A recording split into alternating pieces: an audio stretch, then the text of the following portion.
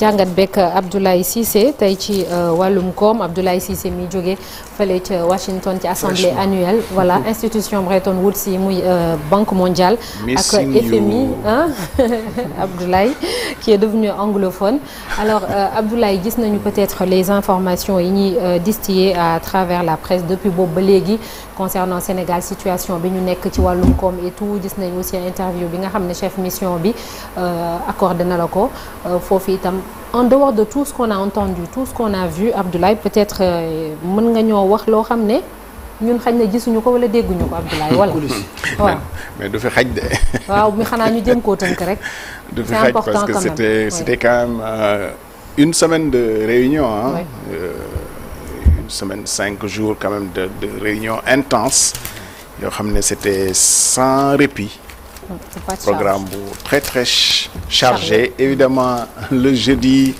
assemblée comme une journée du Sénégal parce que jeudi bi ci la ñu am les deux séquences notamment bi ñuy gis nii qui est Abébé Amré Sélassié qui est le directeur du département Afrique bu FMI mais avant lui très tôt le matin du jeudi la directrice générale du FMI Kristalina Georgieva def naa wax yi moom soxlaatuñu ci ñëwaat parce que déglu nañ ko déglooti ko traduire nañu ko léegi anglais sax dafa ñëpp naan nañ anglais léegi y a aucun problème je pense à ce niveau-là évidemment xëy na peut-être ñu dem ci perspective sax parce que li fa am yëpp te mu concerne ñu te mu concerne Sénégal li nga ciy dégg rek mooy mel ni kuy wut ku koy wéttali ak nuñ koy waxeeti ku wut ku koy wéttali ak ku wut fu mu fanaan te jël buntu bu waratu leen a mën a boole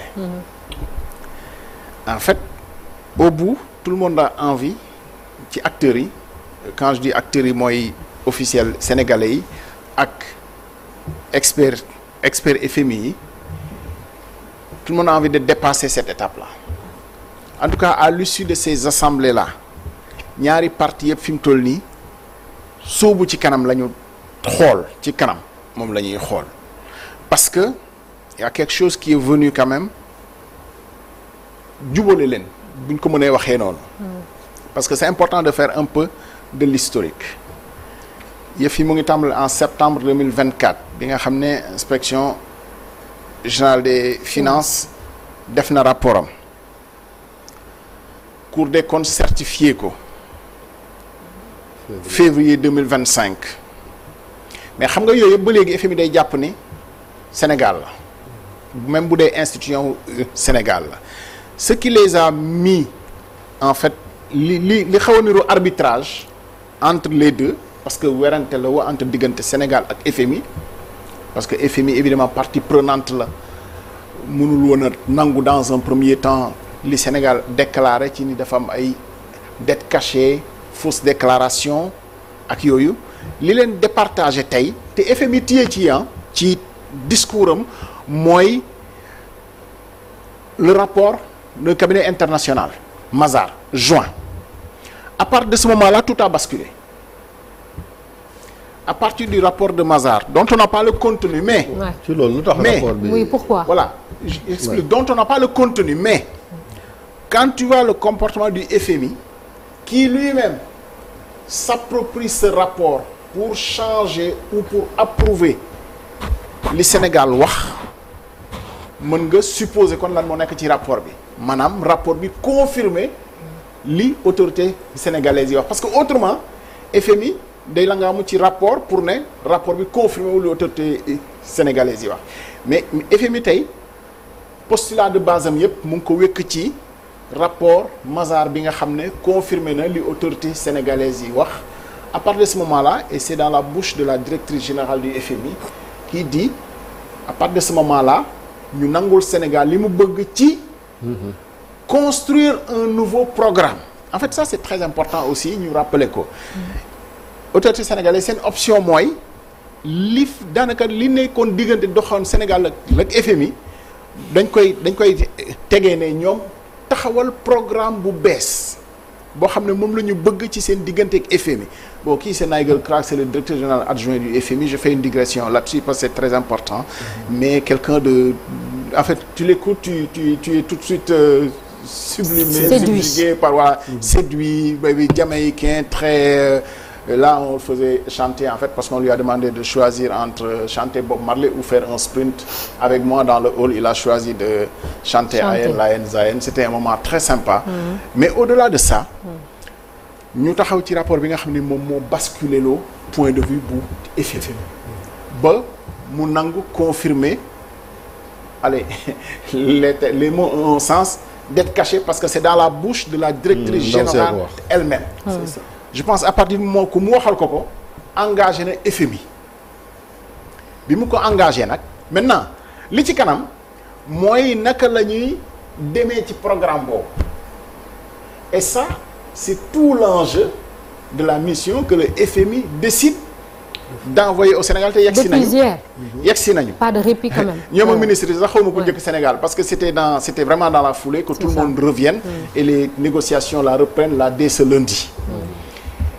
Maintenant nouveau programme moom la ñuy wax façon laaj bu ne nag laaj nañu ko fa vraiment façon laaj bu ne ci lu ñu parce que aussi journalistes yi fa nekkoon surtout ñun ci dans le cadre bi ñu demee woon chacun a ses préoccupations mais ku nekk ce pays elle c'est une Rwandaise justement Fiona que je salue au passage Sionuwa elle c'est une Sri Lankaise Indi que je salue aussi au passage mes fellowships. Alors ça c'est le capitaine Dipak. Beaucoup d'amis. Mais très rigolo. Évidemment très pertinent aussi dans ses prises de position. Bon lui on le connaît. Bon bref ça me perturbe quand même là l'image hein. Je sais pas pourquoi mais bon. Ce que je voulais dire. Concentrez-vous. Voilà ce que je voulais dire c'est que enjeu bi tey mooy nouveau programme. Les nouveaux programmes.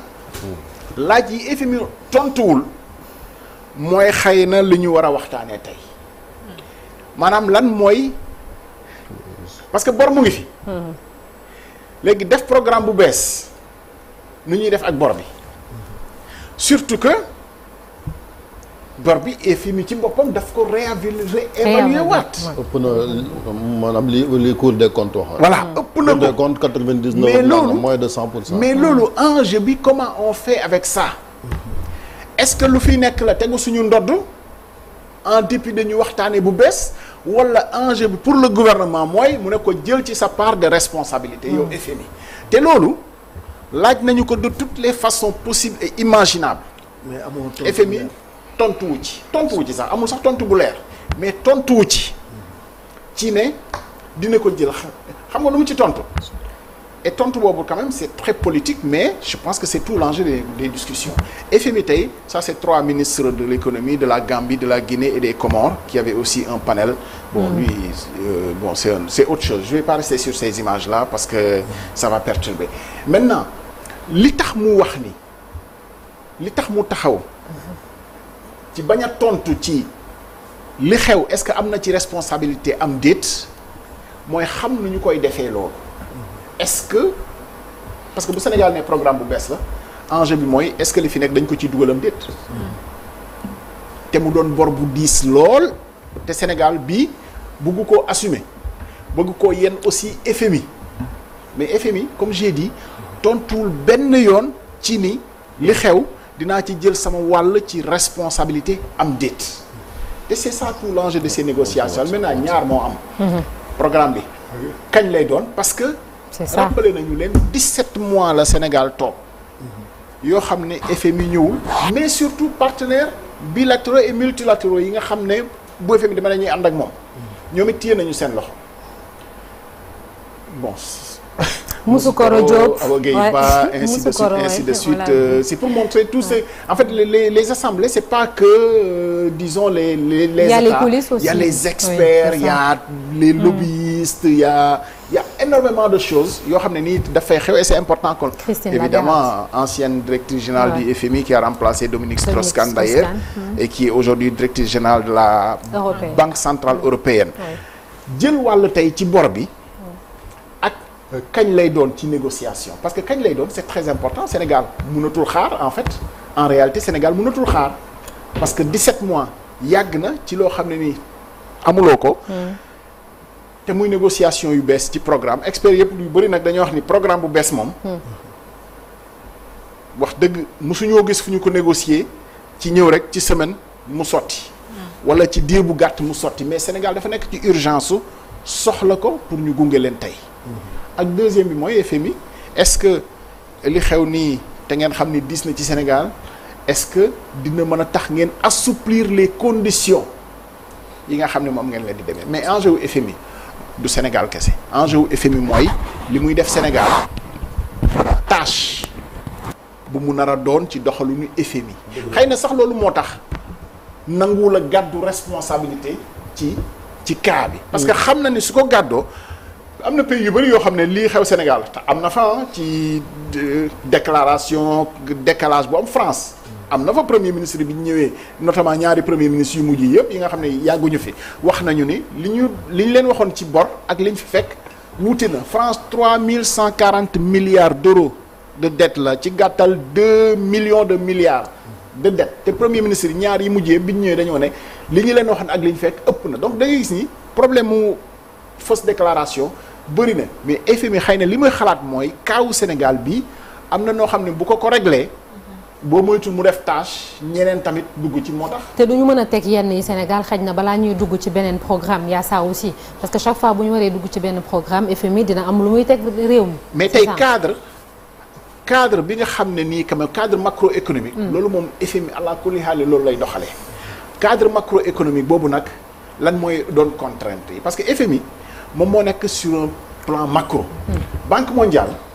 comme institutions yi ils sont liés. Banque mondiale moom moo gën a nekk ci détail bu da nga mën nga wax kii mooy grossiste kii mooy détaillant mais cadre macro boobu ci wàllum assainissement de l'environnement des affaires ci wàllum recouvrement fiscal.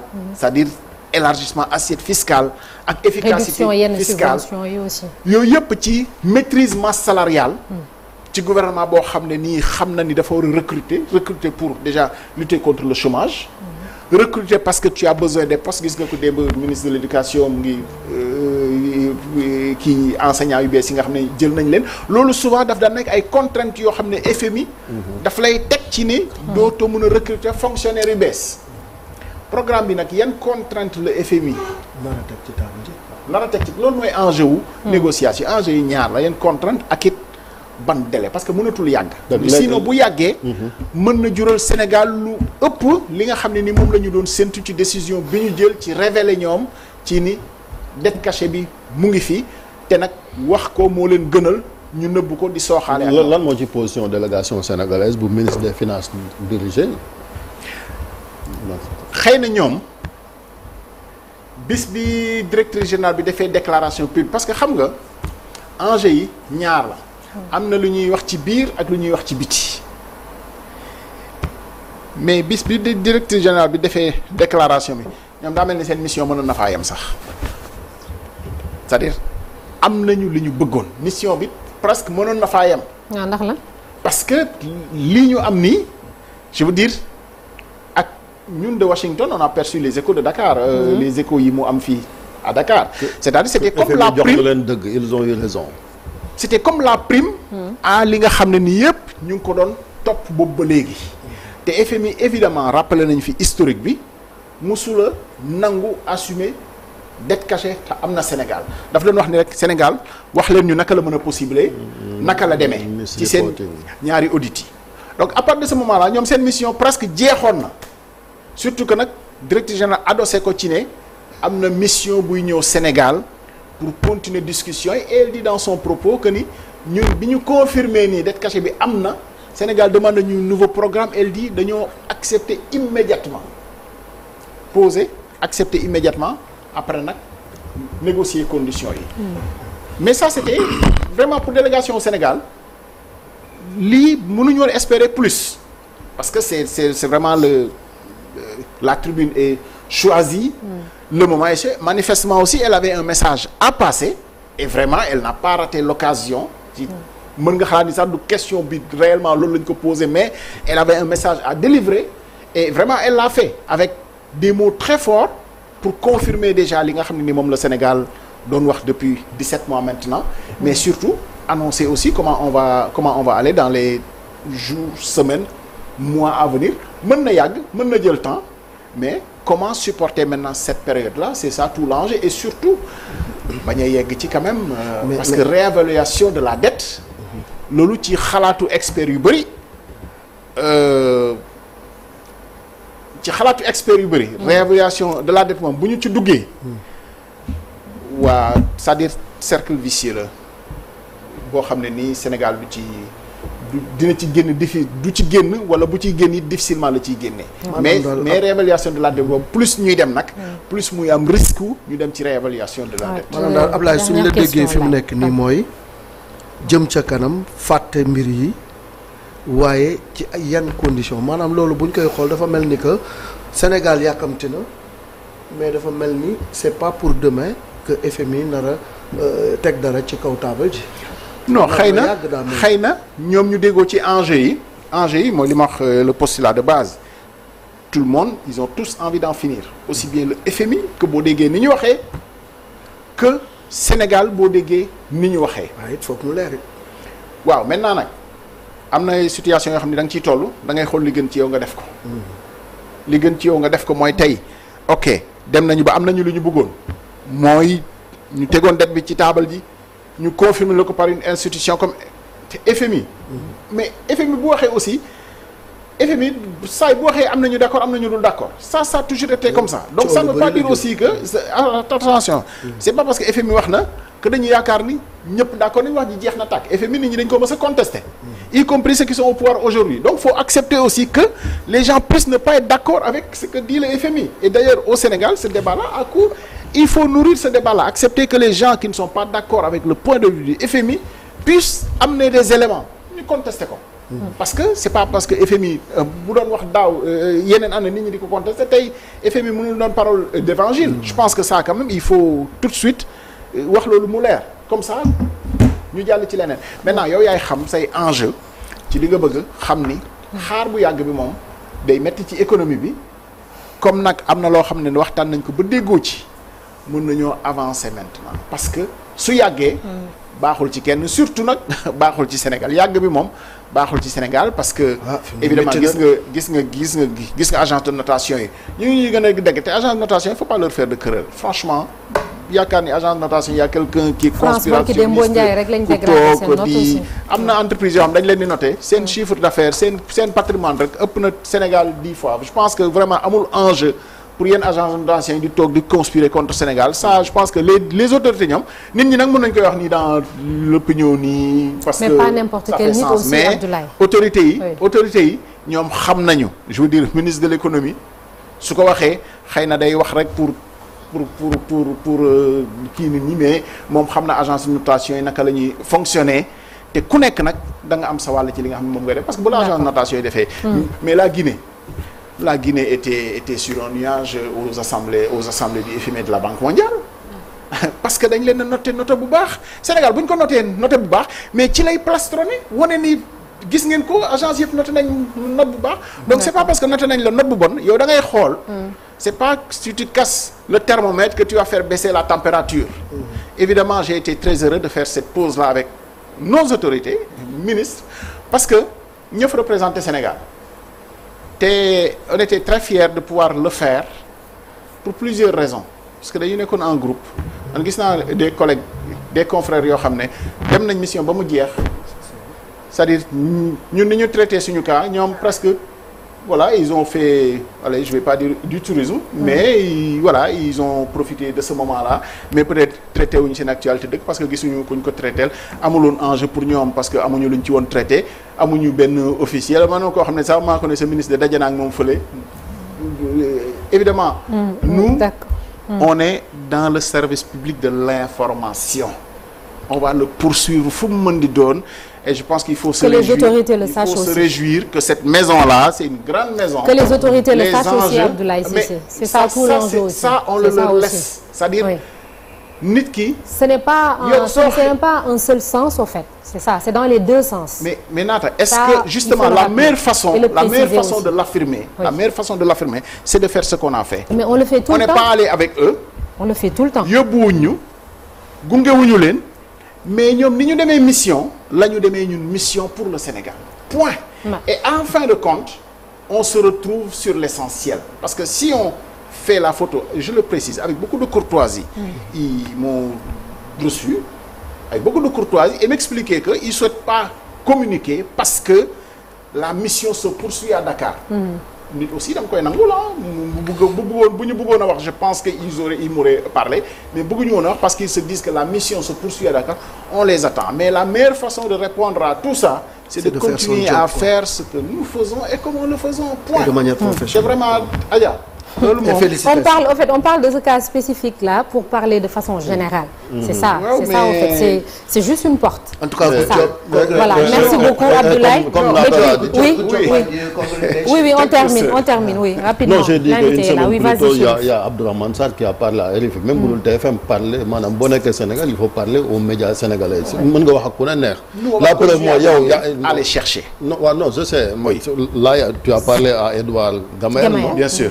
Qui n'est même pas sénégalais. Donc, qui t'accorde cet entretien-là. Donc, pourquoi nos autorités-là, de manière... Bon, les Noirs, même pour le TFM, mais les médias locaux, il faut parler. Mais ces ministres-là, depuis qu'ils sont là, surtout ce duo-là, ils n'ont pas parlé, ils ne parlent pas aux médias sénégalais. Mais je pense qu'ils ont compris qu'on est... Ouais, ça, c'est allez, pas... on va le dire, on est incontournable, on va le dire. Non, je ne parle pas de TFM, moi je parle... C'est une façon de... Nous deux STV, mais il faut... Oui, mais je veux dire les médias, quand je dis nous, c'est les médias globalement. C'est-à-dire que, sans prétention, parfois, vous comprendre que les médias font avancer des choses de façon parfois très efficace. Ça ne remet pas en cause le travail ministériel et autres. Mais parfois, les médias font un travail, ça ne se décante pas dans les réunions ministérielles. L'un ne remplace pas l'autre. Mais évidemment, ces propos-là, les propos de la directrice générale du FMI, les propos de Sélassié, je suis sûr que ces propos vont alimenter les discussions des experts et ça permet au Sénégal de mieux se préparer, de savoir ce que le FMI pense, que le FMI ne compte pas prendre sa part de responsabilité. Ça permet au ministre de se parler, c'est ça l'enjeu aussi. Merci beaucoup. Oui, merci Abdoulaye Cissé. Il parlait à tout le monde régulièrement. Mais Cheikh Diba, on regrette Balé. Franchement, ça je peux le dire. Balé parce que Préra. on regrette Balé Préra, qui n'est plus au cabinet. Pas parce que Balé parlait aux journalistes, mais Balé était d'une courtoisie. Ça, honnêtement, je le dis ici, le staff comme du ministre des Finances, pas le ministre des Finances, franchement, message, même pas la courtoisie de répondre, mais ça, c'est leur problème. Ça ne m'a pas empêché de rencontrer le ministre. Ça ne m'a pas empêché de rencontrer le ministre et d'avoir la courtoisie du ministre. Maintenant, que les gens qui sont chargés de ce travail-là, franchement, ne fassent pas ce travail-là d'interface et d'aider leur ministre à être au contact, à leur chercher même des rendez-vous, mais qui ne répondent même pas aux sollicitations, mais c'est une catastrophe. Merci beaucoup, Abdoulaye Cissé. Mais good job. Merci, c'est ça. Inch'Allah, c'est ça. Abdoulaye Cissé réalisé un document. Merci beaucoup, Abdoulaye Cissé. Alors, pour ceux qui ne savent pas faire la